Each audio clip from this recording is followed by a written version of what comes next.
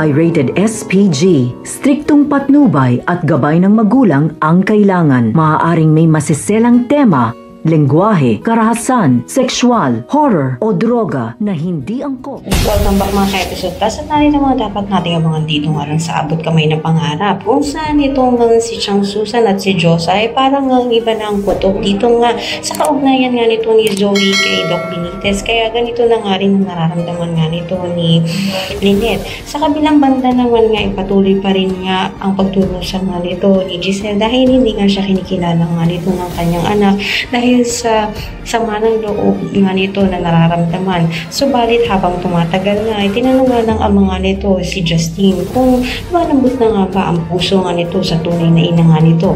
Kaya naman nasabi nga nito ni Justine ay malaking posibilidad na mapatawad niya nga ito, ngunit mahihirapan nga at matatagalan pa siya bago mapatawad.